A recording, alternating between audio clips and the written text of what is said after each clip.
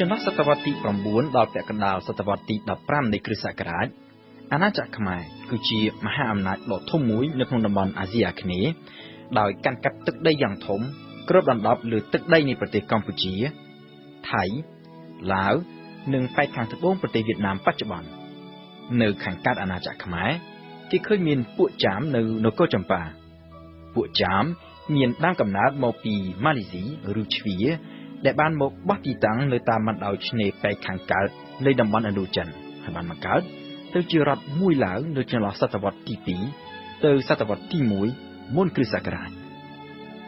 នគរចម្ប៉ាបានចាប់កំណើតមុននគរភ្នំឬហ្វូណនទៅទៀត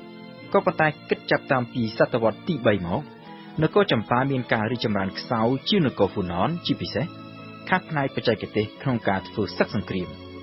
នគរចម្ប៉ានិងនគរខ្មែរគឺជាគូប្រជែងនឹងគ្នា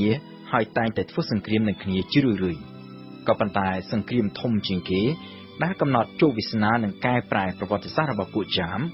គឺសង្គ្រាមទល់នឹងនគរអាណាមឬដាវៀត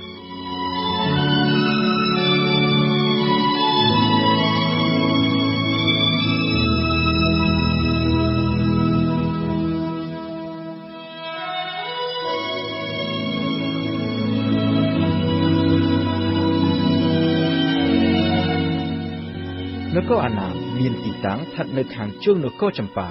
ក៏ប៉ុន្តែចាប់តាំងពីសតវត្សទី1មុនគ្រិស្តសករាជរហូតទៅដល់សតវត្សទី10នៃគ្រិស្តសករាជនៅក្នុងរយៈពេលប្រមាណជា1000ឆ្នាំអាណាមស្ថិតនៅក្រោមការកាន់កាប់របស់ចិនពោលគឺអាណាមគ្រាន់តែជាអាណាខេត្តមួយប៉ុណ្ណោះរបស់ចិនហើយពេលខ្លះចិនបានហៅអាណាមថាណាមវៀតរហូតដល់ឆ្នាំ939ពួកអាណាមបានទាមទារឯករាជ្យបង្កើតទៅជានគរដាច់ពីចិនក៏ប៉ុន្តែមិនយូរប៉ុន្មាននគរថ្មីនេះនៅតែត្រូវធ្លាក់ទៅជានគរចំណុះរបស់ចិនវិញដដែលចិនដែលចាប់ពីឆ្នាំ960ដល់ឆ្នាំ1279ស្ថិតនៅក្រោមការគ្រប់គ្រងរបស់រាជវង្សសុងក្នុងការព្យាយាមរើបំរាស់ពីនឹមអាណានិគមរបស់ចិនពួកអាណាមតែងតែបានងើបឡើងបះបោរធ្វើសង្គ្រាមទល់នឹងកងទ័ពចិនជារឿយៗក្រៅពីការធ្វើសង្គ្រាមជាមួយចិននៅទិសខាងជើងទៅទិសខាងត្បូងឯនោះវិញពួកអាណាមនិងពួកចាមក៏តែងតែធ្វើសង្គ្រាមឈ្លានពានគ្នាទៅវិញទៅមកឥតឈប់ឥតឈរដែរក៏ប៉ុន្តែនៅទីចុងបំផុត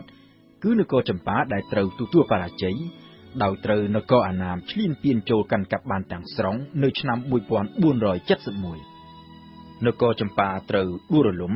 ហើយពួកចាមក៏បាននាំគ្នារត់ខ្ចាត់ខ្ចាយចេញពីនគរ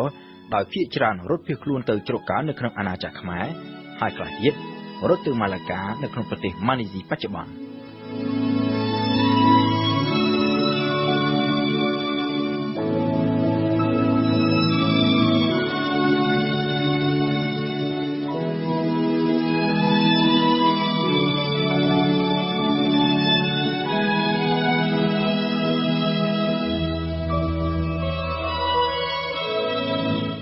នៅខាងលិចអាណាម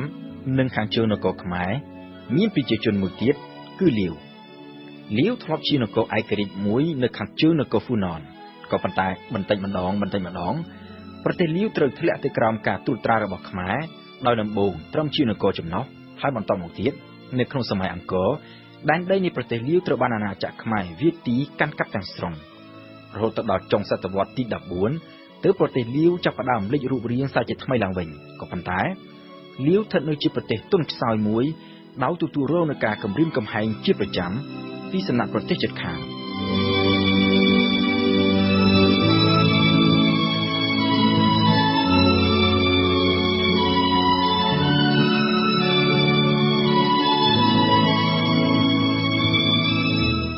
នៅខាងកើតអាណាចក្រខ្មែរនោះវិញ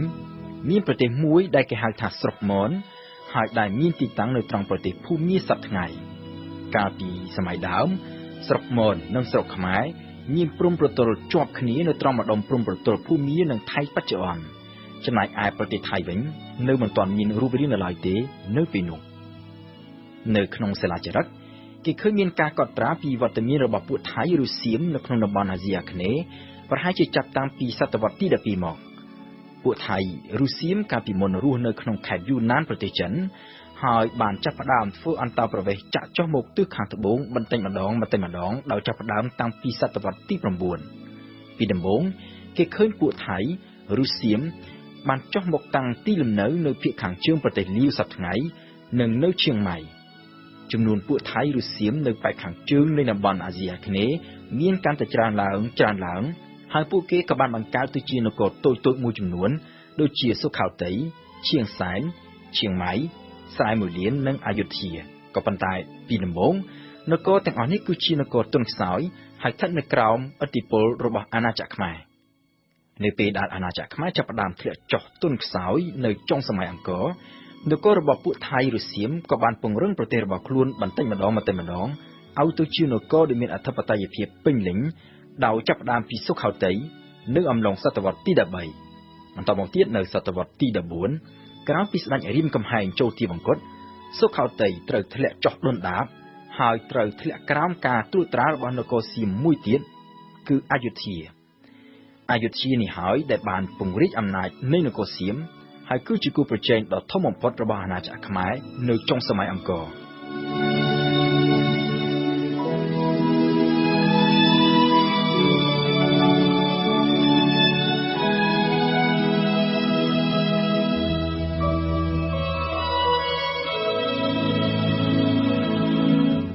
ងាកទៅប៉ែកខាងសមុទ្រឯនោះវិញនៅប៉ែកខាងត្បូងអាណាចក្រខ្មែរគេឃើញមានអាណាចក្រដ៏ធំមួយគឺអាណាចក្រស្រីវិជ័យរបស់ពួកម៉ាឡេដែលមានទីតាំងធំនៅលើកោះស៊ូម៉ាត្រាក៏ប៉ុន្តែមានដែនដីគ្របដណ្ដប់រហូតទៅដល់កោះជ្វាកោះប៊លនេអូនិងម៉ាឡាកានៅចុងខាងត្បូងនៃឧបទ្វីបម៉ាឡេគឺពាសពេញនៃដែនដីប្រទេសម៉ាឡេស៊ីឥណ្ឌូនេស៊ីនិងប្រ៊ុយណេសប្តាហ៍ថ្ងៃនៅអំឡុងសតវត្សទី13អាណាចក្រស្រីវិជ័យបានធ្លាក់ចុះទន់ខ្សោយរហូតត្រូវធ្លាក់ទៅជានគរចំណុះឲ្យអាណាចក្រខ្មែរហើយក្រោយមកទៀតក្លាយទៅជានគរចំណុះរបស់នគរសុខោទ័យរបស់សៀមនៅដើមសតវត្សទី15អាណាចក្រស្រីវិជ័យត្រូវដួលរលំហើយបែកខ្ញែកទៅជានគរតូចៗផ្សេងដាច់ពីគ្នា